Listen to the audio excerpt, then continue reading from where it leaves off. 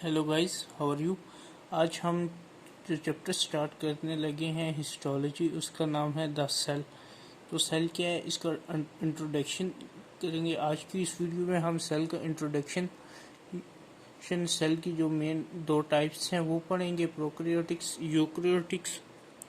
Cell की shape के बारे में पढ़ेंगे, size of the human cell पढ़ेंगे और स्ट्रक्चर समझने की कोशिश करेंगे।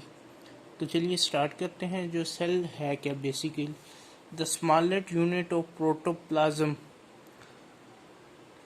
प्रोटोप्लाज्म में जो स्मॉलेस्ट यूनिट होता है, जो क्या करता है, जिसमें एबिलिटी होती है, जो कि कैपेबल होता है ऑफ इंडिपेंडेंट एग्जिस्टेंस, यानी ये इसमें कैपेबिलिटी होती है कि ये खुद एग्जिस्ट कर सके, तो इसे हम सेल कहेंगे। ये हमारी सेल की डेफिनेशन होगी। The cell forms a structural and functional unit of all living organism। जो लिविंग ऑर्गेनिज्म, जितने भी प्लांट और एनिमल्स होते हैं, जो सेल है उनके स्ट्रक्चरल और फंक्शनल यूनिट होता है। बायोलॉजिकली सेल के बारे में देखा जाए तो cell can be grouped into two fundamentally different. जो मैंने आपको स्टार्ट में बताया, एक प्रोकैरियोटिक्स है और एक यूकैरियोटिक्स है। तो चलिए बात करते हैं हम प्रोकैरियोटिक्स की, कि प्रोकैरियोटिक सेल्स कौन से होते हैं। तो in the prokaryotic cell the genetic material consist of double strand DNA. जो डीएनए होता है वो डबल स्ट्रैंड मॉलिक्यूल होता है, विच इज कॉल्ड, जिसे हम न्यूक्लियोइड कहते हैं। और ये जो न्यूक्लियोइड होता है is not enclose by membrane, ये मेम्ब्रेन में इनक्लोज नहीं होता। इसके ऑपोजिट में आप देखेंगे यूकैरियोटिक्स में ये मेम्ब्रेन में इनक्लोज होता है and lies among the other cellular constituents, ये इसमें अदर सेलुलर कॉन्स्टिट्यूएंट्स होते हैं। Also no organelles are present in the cytoplasm. तो साइटोप्लाज्म क्या, सेल के अंदर जितना कुछ होता है उसे साइटोप्लाज्म कहते हैं। और नो ऑर्गेनेलीज आर प्रेजेंट, इसका मतलब क्या, गोल्जी ऑपरेटस, माइटोकॉन्ड्रिया, या ये सारे जितने भी कंपोनेंट्स होते हैं सेल के, इन ऑर्गेनेलीज कहते हैं। ये प्रेजेंट नहीं होंगे इन प्रोकैरियोटिक सेल में। The bacteria and archaea belong to the prokaryotics में कौन बैक्टीरिया, आर्चिया, ये प्रोकैरियोट्स इस साइड से बिलोंग करते हैं। अगर हम यूकैरियोटिक सेल्स की बात करें, यूकैरियोटिक सेल जो है ये जेनेरिक मटेरियल एग्जिस्ट होता है इसमें, ठीक है, एज क्रोमोसोम्स में होते हैं, ठीक है। इसमें क्रोमोसोम्स होते हैं, उसमें डबल स्ट्रैंड मॉलिक्यूल डीएनए था। इसमें क्या, जेनेटिक मटेरियल एग्जिस्ट करता है जिसे हम क्रोमोसोम्स कहते हैं, date lie with in the nucleus, जो न्यूक्लियस के अंदर होता है, ठीक है। ये न्यूक्लियस के अंदर होता है, ऑफ द सेल के अंदर जो न्यूक्लियस होता है उसके अंदर, which is surrounded by the definite nuclear membrane. अच्छा, जैसे मैंने पहले आपको बताया, प्रोकैरियोटिक्स में जो डीएनए होता है वो ओपनली डीएनए होता है, उसमें वो कवर नहीं हुआ, वो होता है सेल मेम्ब्रेन से। इधर ये इसमें जो यूकैरियोटिक्स में होता है, जो न्यूक्लियर सेल के अंदर न्यूक्लियस होता है, उसके अंदर जो मेम्ब्रेन होती है ये उससे कवर किया होता है। जैसे कि अभी मैं आपको ये एक पिक्चर में बना के दिखा देता हूँ। एक सेल, ये सेल के अंदर डीएनए पड़ा है, ठीक है। ये प्रोकैरियोटिक्स का होगा क्योंकि ये कवर नहीं है। और अगर हम यूकैरियोटिक्स की बात करें, ये सेल है, ये न्यूक्लियस है, इसके अंदर ये क्रोमोसोम्स पड़े होंगे, ठीक है। तो ये इस तरह होता है और ये कवर हुए होते हैं। हालांकि प्रोकैरियोटिक्स में इसमें न्यूक्लियर मेम्ब्रेन नहीं होती, न्यूक्लियर मेम्ब्रेन नहीं होती, जबकि यूकैरियोटिक्स में होती है न्यूक्लियर मेम्ब्रेन, जो कि करती है the nuclear component from the other cellular component. इसका मतलब क्या है? अब यूकैरियोटिक्स की बात हो रही है इसकी मेम्ब्रेन की, ठीक है। तो हालांकि इसमें और कंपोनेंट नहीं है, ऑर्गेनेलीज नहीं है, लेकिन यूकैरियोटिक्स में है ये गोल्जी ऑपरेटस, माइटोकॉन्ड्रिया, ठीक है। अच्छा, न्यूक्लियर के अंदर भी है ऑर्गेनेलीज।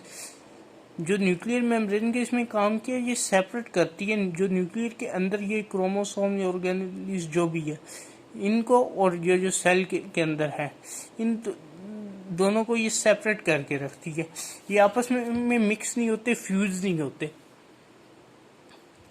तो हम बात करते हैं which separate the nuclear component contents from the other cellular components. Special organise structure और कॉल्ड ऑर्गेनेलीज। ऑर्गेनेलीज कौन से होते हैं? जो कि सेल के अंदर होते हैं और न्यूक्लियस के बाहर होते हैं। Are the characteristic features of the cytoplasm of eukaryotic cell. Eukaryotics के ये फीचर्स हैं क्योंकि प्रोकैरियोटिक्स में ऑर्गेनेलीज नहीं होते, यूकैरियोटिक्स में होते हैं, इसलिए ये इसके फीचर्स में। एज ऑलरेडी स्टेटेड, द जो यूकैरियोटिक सेल है from the structural and functional unit of all living organism keep bacteria and archaea. ये बैक्टीरिया आर्चिक द होम जो हमारे वो आता है प्रोकैरियोटिक। जो यूकैरियोटिक्स की एग्जांपल जो है वो हमारी ह्यूमन बॉडी है, क्योंकि हमारी बॉडी है, इसके अंदर हमारी बॉडी का जो एक सेल है, फर्स्ट करें वाइट ब्लड सेल ले रहे हैं, इसके अंदर गोल्जी ऑपरेटस, माइटोकॉन्ड्रिया, राइबोसोम्स, हर चीज़ का अपना फंक्शन होता है, जबकि प्रोकैरियोटिक्स में ऑर्गेनेलीज होती ही नहीं है। सिमिलरली ये हम आगे चलते हैं। अगला पॉइंट ये क्या कि द ह्यूमन सेल में be defined as small cell. अच्छा, अब इसे डिफाइन कैसे करते हैं? Small mass of protoplasm involved by cell membrane, जो सेल मेम्ब्रेन के अंदर होता है या उसे कवर किया जाए, and containing at least one nucleus, जिसमें वन न्यूक्लियस होते हैं। The protoplasm inside the nucleus is known as karyoplasm. जो भी प्रोटोप्लाज्म कहते हैं सेल के अंदर जो कुछ है, ठीक है। अब जो न्यूक्लियस, कैरो का वर्ड न्यूक्लियस के लिए यूज होता है, तो जाहिर सी बात है जो न्यूक्लियस के अंदर होगा उसे हम कैरोप्लाज्म कहेंगे, वाइल द रिमेनिंग प्रोटोप्लाज्म, अब जो सेल मेम्ब्रेन के अंदर है वो उसे हम साइटोप्लाज्म कहेंगे। तो जो ओवरऑल ह्यूमन बॉडी में सेल पाए जाते हैं 200 टाइप्स के, डिफरेंट टाइप्स के सेल पाए जाते हैं। More than 200 different types of cells are found in the human body. ये हो गया। तो फिर नेक्स्ट पॉइंट है, each living cell is capable of producing energy to carry out to its normal function. Each cell जितने भी हैं वो इस कैपेबल हैं कि वो एनर्जी प्रोड्यूस करें। ये एनर्जी कहाँ प्रोड्यूस होती है? ये माइटोकॉन्ड्रिया में होती है। Mitochondria is the power house of the cell. ये हम आगे डिस्कस करेंगे माइटोकॉन्ड्रिया को। अभी फिलहाल के लिए इतना याद रखना कि जो कैपेबल होते हैं एनर्जी प्रोड्यूस करने के, जो आगे नॉर्मल फंक्शन में वर्क के लिए काम आती हैं। Each cell synthesize macromolecules for its own use. अच्छा, जो भी सेल्स है वो ओन यूज के लिए मैक्रोमॉलिक्यूल बनाते हैं। और while many cells also synthesize macromolecule mean of expect of this. यहाँ पे एक गलती है, यहाँ पे बुक वाले दोनों तरफ मैक्रो और मैक्रो लिखा हुआ है। एक तरफ माइक्रो भी होंगे और एक तरफ मैक्रो होंगे। अब वो मैक्रो और माइक्रो में डिफरेंस होता है। माइक्रो होता है छोटा MIC, और एक मैक्रो होता है बड़े, ठीक है। Export from the cells. Generally the human cells are capable of communicating with each other. Mean इसका मतलब क्या है?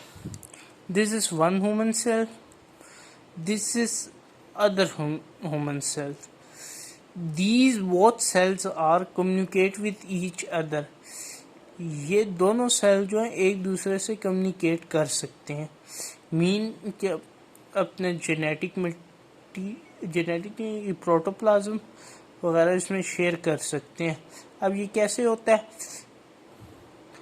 वो सेल मेम्ब्रेन, वो हम आगे पढ़ेंगे। वो सेल मेम्ब्रेन होती है उसके थ्रू होता है। तो अभी हम इसके शेप के बारे में बात करते हैं और साइज के बारे में हम। जब आप शेप की बात करें, फ्री सेल्स इट्स जो मोस्टली होती है स्फेरिकल शेप होती हैं और ओवल शेप्ड होते हैं। स्फेरिकल से क्या मुराद है और ओवल शेप से क्या मुराद है? स्फेरिकल सिंपल गोल शेप को कहते हैं, सर्कल। ओवल कहते हैं एग की शेप, अंडे की शेप की तरह वो ओवल होता है जो प्रॉपर गोल नहीं होता। In most tissue how ever the shape, जबकि बहुत सारे टिश्यू में शेप डिफरेंट होती है सेल की और मॉडिफाइड होती है, like cuboidal, columnar, polygonal, pyramidal, cylindrical shape, fusion shape, irregular shape. तो इसमें ये काफ़ी सारे ये जब हम कोलमनर सेल्स पढ़ेंगे तो आपको समझ, एपिथेलियम में कोलमनर सेल पढ़ेंगे तो आपको सब पता चल जाएगा कि कोलमनर शेप होती किसे। क्यूबॉइडल आपको पता है बॉक्स की तरह होता है, और मैं कोशिश करता हूँ यहाँ पे आपको बना दूँ। क्यूबॉइडल सेल इस तरह होते हैं।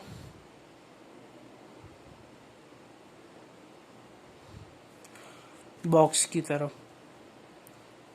इसके बाद दूसरी की कोलमनर की बात करें तो ये बेसल लैमिना हो गया। इसके ये कोलमनर सेल इस तरह लंबे लंबे होते हैं। Sorry, pen is not working. और कोलमनर सेल इसी तरह, और बाकी सिलेंड्रिकल शेप का आपको पता है वो रॉड शेप की तरह होते हैं। अब इन साइज की बात करते हैं। साइज की बात करते हैं, ह्यूमन सेल्स के generally range from 5 to 50 micrometre इनका साइज होता है, जो कि डायमीटर में होते हैं। हाउएवर सर्टेन सेल्स जो होते हैं में भी एक्सेप्शनली लार्ज, कुछ इनसे भी ज़्यादा लार्ज होते हैं, लाइक कैसे कि मैच्योर ओवम। अब मैच्योर ओवम की बात हो रही है। मैच्योर ओवम होता क्या है? जो फीमेल पीरियड्स होते हैं उसमें ये सेल जब अपनी रीच पे पहुंच जाता है, जब ये मैच्योर हो जाता है, यानी 14 डेज कंप्लीट हो जाते हैं, तो नॉट एग्जैक्टली 14 डेज, वो डिपेंड करता है फीमेल्स के उनके मंथली पीरियड्स पे। तो वो जो एवरेज लेते हैं 28 डेज का पीरियड होता है, जिसके हाफ 14 बनता है। 14 डेज पे वो मैच्योर हो जाता है। तो उसका जो साइज होता है 120 to 150 माइक्रोमीटर इन डायमीटर होता है। तो यानी कहने का बताने का बेसिक मतलब ये है कि जो नॉर्मल सेल्स होता है 5 to 50 माइक्रोमीटर होते हैं, और सिमिलरली और कुछ सेल बड़े होते हैं, जैसे कि ओवम सेल है वो 120 to 150 माइक्रोमीटर तक होता है। अब हम इसके स्ट्रक्चर की बात करें। अगर हम स्ट्रक्चर की बात करें, each human cell is enveloped by a membrane. जो ह्यूमन सेल्स है वो मेम्ब्रेन से इन्वेलप हुआ होता है, कॉल्ड जिसे हम सेल मेम्ब्रेन कहते हैं। Enclose within the cell membrane होता है, और इसके जो दो मेजर कंपोनेंट है सेल के, the nucleus and the cytoplasm. Nucleus का जैसे मैंने आपको वो पहले प्रोकैरियोटिक्स और यूकैरियोटिक्स में बता दिया, और बाकी जो साइटोप्लाज्म है सेल के अंदर जो कुछ होता है उस सब को ओवरऑल कोलेक्टिवली साइटोप्लाज्म कहेंगे। तो इसके बाद हम नेक्स्ट वीडियो में हम सेल मेम्ब्रेन स्टार्ट करेंगे, और जो दो मेन कंपोनेंट्स हैं इसके सेल के, न्यूक्लियस और साइटोप्लाज्म, ये भी हम बाद में आगे डिस्कस करेंगे। Thank you.